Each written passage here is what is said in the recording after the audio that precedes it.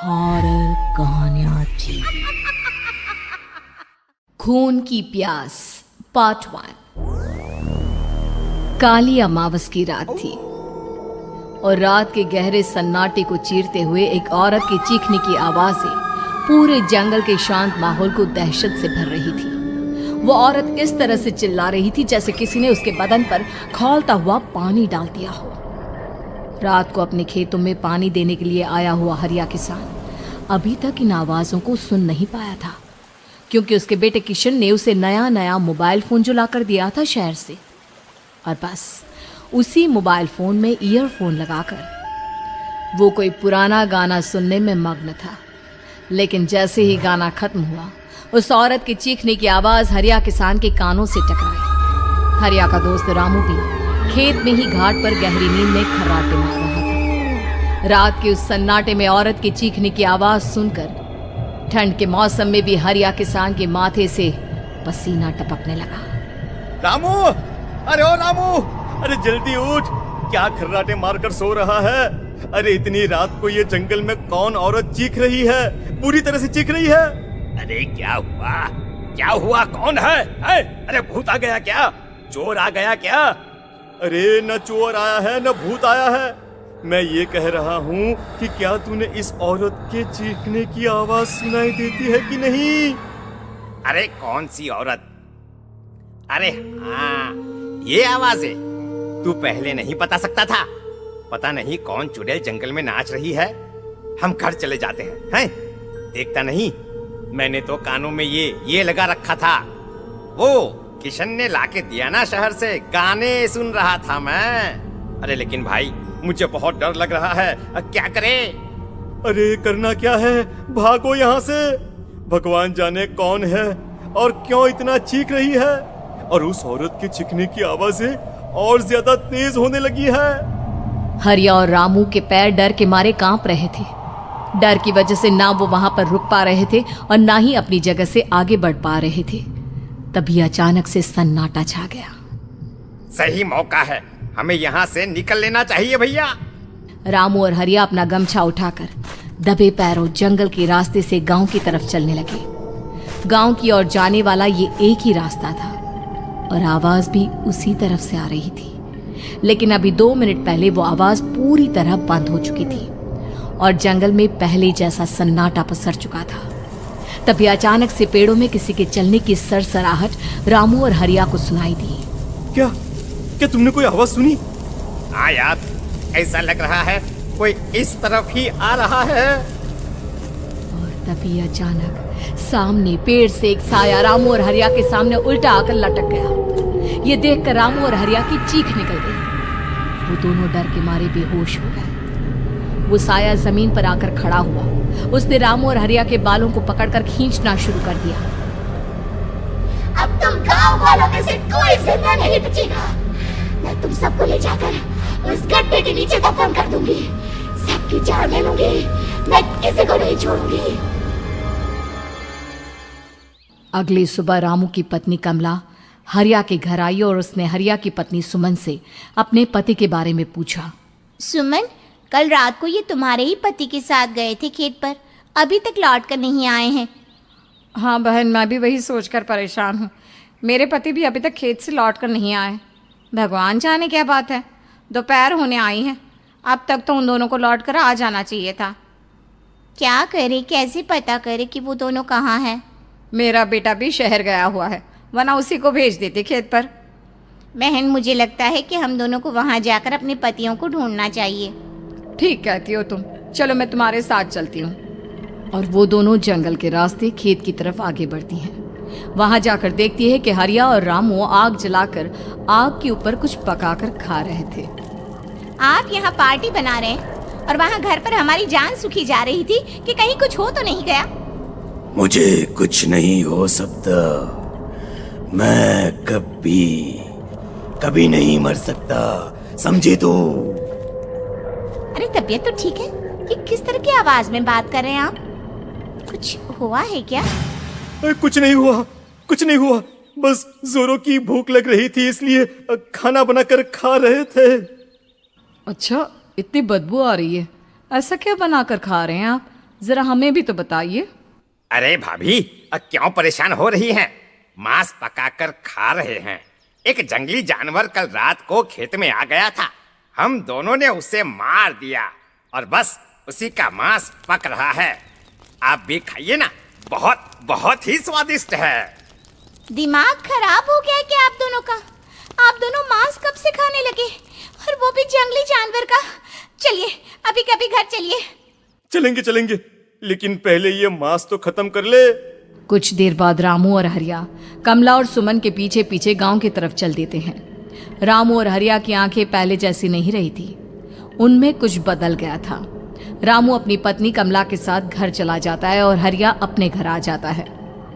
देखिए, आपने जो कुछ भी किया मैं उसके लिए आपको माफ कर देती हूँ, लेकिन आज के बाद ये रामू के साथ जाकर मांस पकाकर खाया ना, तो इस घर में घुसने नहीं दूंगी आपको।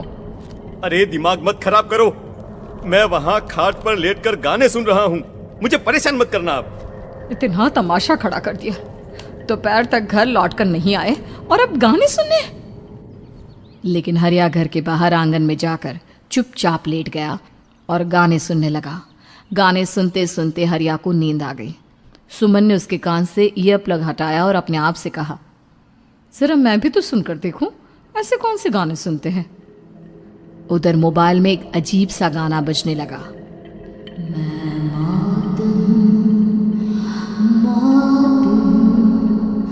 मौत जो पसरी है चारों, जो आएगी कहीं से निगल जाएगी सबको। मैं मौत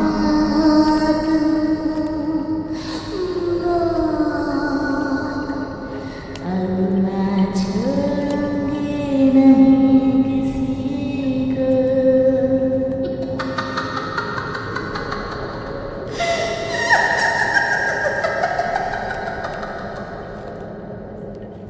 सुमन ने घबराकर मोबाइल फोन दूर रख दिया।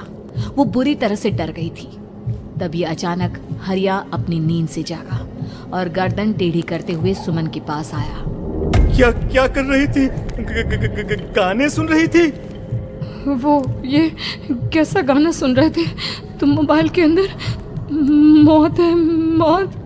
अरे ये सारी बातें छोड़ो और ये बताओ, आज शाम को तुम मेरे साथ खेत चलोगी? लेकिन क्यों? और तुम इस तरह से क्यों बात कर रहे हो? अपनी गर्दन सीधी रखकर बात करो ना। वो मेरी गर्दन में सोते सोते थोड़ा दर्द हो गया है। मेरे साथ आज खेत चलो ना। तुम्हारे साथ पूरी रात रहना चाहता हूँ। कैसी बात कर रहे हैं दिन दहाड़े? जरा भी शर्म नहीं आती क्या? अरे इसमें शर्माने वाली क्या बात है? तुम पत्नी हो मेरी। पूरी रात खेत पर रहता हूँ। मुझे भी तो तुम्हारे पास आने का हक है कि नहीं? अच्छा ठीक है, चलती हूँ आपके साथ खेत पर, लेकिन फिर उस रामू को मत बुलाना। अरे कैसी बातें कर रही हो? अगर तुम मेरे पास होगी तो मैं किसी को नहीं बुलाऊंगा, सिर्फ तुम और मैं और रात का सन्नाटा। शाम के वक्त हरिया सुमन को अपने साथ खेत पर ले जाता है। आसमान में चांद पूरी तरह से चमक रहा था। हरिया ने अपने खेत में बनी हुई छोटी सी झोंपड़ी के अंदर सुमन को अपने पास बिठा लिया और उसके बालों में हाथ फिराते हुए कहा, कितनी खूबसूरत हो तुम, बहुत सुंदर लग रही हो। एक चांद से भी ज्यादा सुंदर लग रही हो। ऐसी बातें मत करिए ना, मुझे शर्म आती है। अपनी आंखें खोलकर जरा मेरी तरफ तो देखो। अरे देखो तो सही। सुमन ने शर्माते हुए जैसे ही अपनी आंखें खोली, उसके होश उड़ गए। हरिया के बड़े बड़े दांत निकल आए थे और वो पूरी तरह से एक जानवर की तरह नजर आ रहा था। कौन हो तुम मेरे पति नहीं हो। कौन हो तुम? मुझे जाने दो। लेकिन हरिया ने सुमन के हाथ को कसकर पकड़ लिया। उसके नुकीले नाखूनों की वजह से सुमन के हाथ से खून बहने लगा था। बहुत दर्द हो रहा है, मुझे जाने दो। कौन हो तुम? क्या करना चाहते हो? वही जो एक आदमी एक औरत के साथ करना चाहता है, और उसके बाद मैं तुम्हें वहीं ले जाऊंगा जहां पर तुम्हारा पति है। क्या मतलब, क्या कहना चाहते हो? कहाँ है मेरा पति? जंगल के बीचों बीच उबलते हुए पानी के तालाब में, वहीं है तुम्हारा पति। चलो चलो, मैं तुम्हें उससे मिलवा देता हूँ, लेकिन उससे पहले तुम्हें मेरी प्यास बुझानी होगी। और इतना कहकर हरिया सुमन के ऊपर जानवरों की तरह टूट पड़ता है। आखिर कौन था वो जानवर, और क्या सुमन उसके शिकंजे से बचकर निकल पाई? जानने के लिए देखिए इस कहानी का अगला भाग।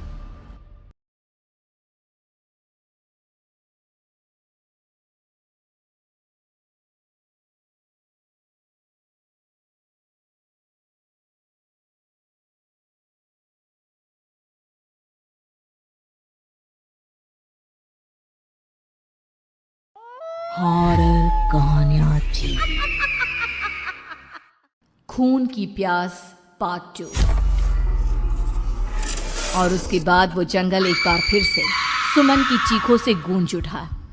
लेकिन आज की रात सुमन की चीखों को सुनने वाला वहां पर कोई भी नहीं था। अगर वहां पर कोई मौजूद था तो बस हरिया, जो कि अब एक भेड़िए में बदल चुका था। सुमन के बालों को पकड़कर घसीटते हुए वो जंगल के बीचों बीच एक जगह पर ले जा रहा था। अगली सुबह गांव में। अरे भाई, पता नहीं क्या बात है, अपने गांव का हरिया किसान और उसकी पत्नी सुमन दोनों गायब हैं। दोनों का कोई अता पता नहीं। अरे कैसी बातें कर रहे हो भाई, ये कब हुआ है? अरे पूरे गांव में खबर फैली पड़ी है। कल रात को दोनों खेत की तरफ जा रहे थे, लेकिन लौटकर आए ही नहीं। तो हो सकता है अपने खेत पर होंगे। पूरा गांव ढूंढ कर आया है भाई। जानते हो क्या मिला वहां पर? क्या हुआ भाई, क्या मिला? बताओ हमें, क्या मिला? अरे हरिया की पत्नी सुमन के कपड़े पड़े हुए थे। शरीर का एक एक कपड़ा फटा हुआ झोपड़ी के बाहर पड़ा था, लेकिन दोनों पति पत्नी का कोई पता ठिकाना नहीं था। अरे भाई, लेकिन उसका जो दोस्त है ना रामू किसान, उससे पता करके आते हैं ना। अब तक तो दोनों साथ ही खेत पर जाया करते थे। हाँ, हमें उसके घर जाना चाहिए भाई। चलो चलो वहाँ चलते हैं, चलो। वो सारे लोग रामू के घर पर पहुंचते हैं। रामू अपने घर के बाहर बैठकर हुक्का पी रहा था। आज सारे के सारे लोग टोली बनाकर मेरे घर क्यों आ रहे हैं? क्या कोई मर गया क्या भाई? अरे कैसी बातें कर रहे हो? तुम्हारा सबसे अच्छा दोस्त हरिया और उसकी पत्नी गायब है, और तुम यहाँ बैठकर हुक्का पिए जा रहे हो हैं? रामू ने अजीब सी नजरों से उन सब गांव वालों की तरफ देखा, जिसकी वजह से वो लोग एक बार के लिए डर गए। गायब है? अरे गायब नहीं है, मुक्ति मिल गई है। उन दोनों को मुक्ति मिली है। इस दुनिया में आकर हर इंसान पाप करता है, और उसे उसके पापों के लिए मुक्ति मिलना बहुत जरूरी है। अरे ये कैसी बहकी बहकी बातें कर रहे हो भाई, हैं? और इसका चेहरा अजीब सा क्यों लग रहा है? लगता है दोस्त के मरने का गम बैठ गया है। पागल हो गया है शायद ये पागल। ये बात सुनते ही रामू चीख कर जोर से चिल्लाते हुए कहता है, पागल मैं नहीं हूँ, पागल तुम सब हो। और ये शैतानी जंगल अब तुम में से किसी को नहीं छोड़ने वाला, सबको खा जाएगा। याद रखना मेरी बात। शैतानी जंगल? कैसा शैतानी जंगल? लगता है रामू पागल हो चुका है। हमें यहाँ से चलना चाहिए भाई। चलो चलो चलो। तभी रामू की पत्नी बाहर आती है। नहीं, आप लोग इनकी बात का बुरा मत मानिए। 2 दिन पहले हरिया के साथ खेत पर गए थे। जब से वहाँ से आए हैं तब से ऐसी ही बातें कर रहे हैं। भगवान जाने ऐसा क्या देख लिया उन्होंने, खेत में कुछ भी बड़बड़ाते रहते हैं। लेकिन गांव के लोगों ने कमला की कोई बात नहीं सुनी, और वो सब वहां से चले गए। रात अब धीरे धीरे ढलने लगी थी। तभी अचानक किसी ने धीमी सी आवाज में रामू को पुकारा। रामू, आ जाओ, मैं तुम्हारा इंतजार कर रहा हूँ। और सुनो, अपनी पत्नी को साथ लेकर आना, नहीं तो काम अधूरा रह जाएगा। ये आवाज सुनते ही रामू के चेहरे पर शैतानी मुस्कुराहट आ जाती है। वो धीमे कदमों से अपने घर के अंदर आता है। क्या हुआ? तबीयत ठीक है ना अब आपकी? मैं तुझे अपने साथ खेत पर ले जाने आया हूँ, चल। मैं तुम्हारे साथ कहीं नहीं जाने वाली। मुन्ना गहरी नींद में सो रहा है और उसे अकेला छोड़कर मैं तुम्हारे साथ खेत पर नहीं आ सकती। वैसे भी तुम्हारे उन खेतों में भगवान जाने कौन सा राक्षस घूम रहा है, मुझे तो डर लगता है। रामू गुस्से में दांत पीसता अपनी झोपड़ी से बाहर आ जाता है और कमला गहरी नींद में अपने बच्चे के साथ सो जाती है। तभी अचानक रात को रामू की झोपड़ी के ऊपर एक साया वही गाना गुनगुनाते हुए घूमने लगता है जो हरिया के मोबाइल में बजा करता था। मैं मौत हूँ, मौत हूँ, मौत जो पसरी है चारों ओर, जो आएगी कहीं से भी निगल जाएगी सबको। मैं मौत हूँ, अब मैं छोड़ूंगी नहीं किसी को।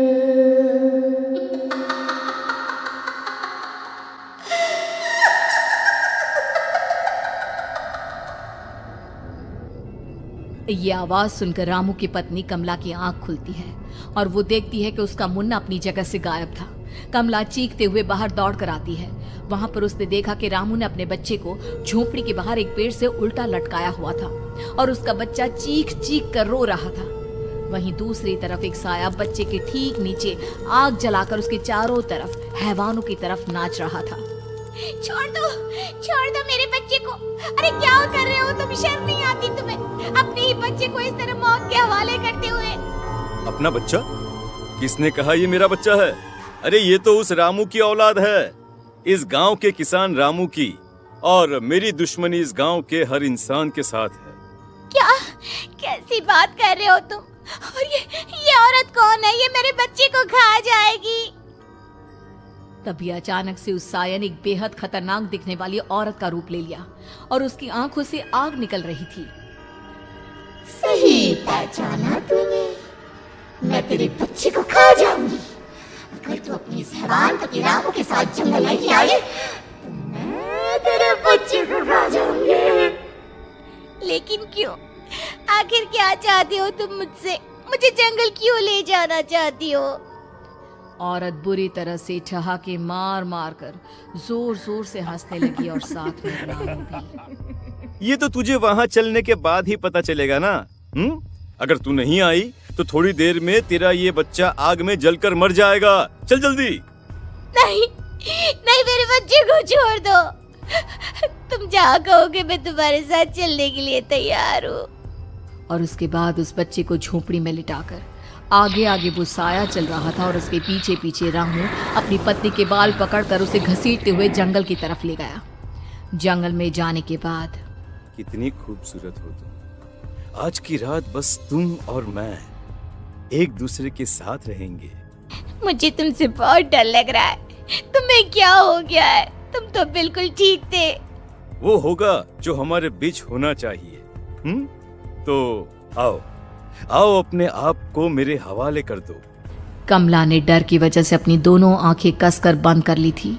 रामू ने बुरी तरह से चीख कर कमला से कहा, आंखें खोलो अपनी और मेरी तरफ देखो। कमला ने जैसे ही अपनी आंखें खोली उसने देखा कि रामू एक खतरनाक खूनी हैवान में बदल चुका था। कौन हो तुम? जाने दो मुझे। क्या चाहते हो मुझसे? वही जो एक आदमी एक औरत से चाहता है। मैं तुम्हारा पति रामू नहीं, बल्कि इस जंगल का एक भेड़िया हूँ, और आज की रात तुम्हारे खून से अपनी प्यास बुझा जाऊं। और उसके बाद वो जंगल कमला की दर्दनाक चीखों से गूंज उठा। अगली सुबह कमला के कपड़े भी जंगल में उसी तरह पाए गए जैसे कि सुमन के पाए गए थे। इस घटना के बाद पूरे गांव में दहशत का माहौल था। अपने माँ बाप की मौत और गांव में हो रहे इस तरह की घटनाओं की खबर सुनकर किशन शहर से गांव लौट आया था। अपने माँ बाप की बेदर्द मौत की वजह से वो बहुत परेशान था।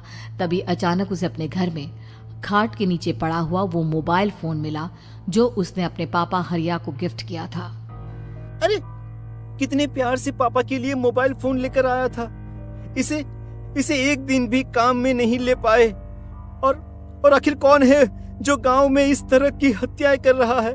क्या है इन सब के पीछे? क्या है?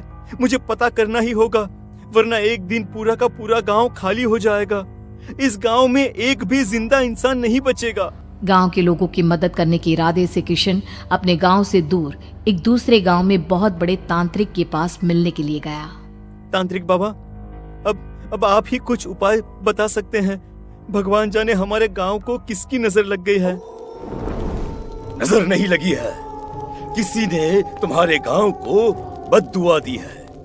किसी सताई हुई आत्मा का प्रकोप है और अब वो पूरे गांव में किसी को नहीं छोड़ेगी जब तक उसकी आत्मा को शांति नहीं मिल जाती।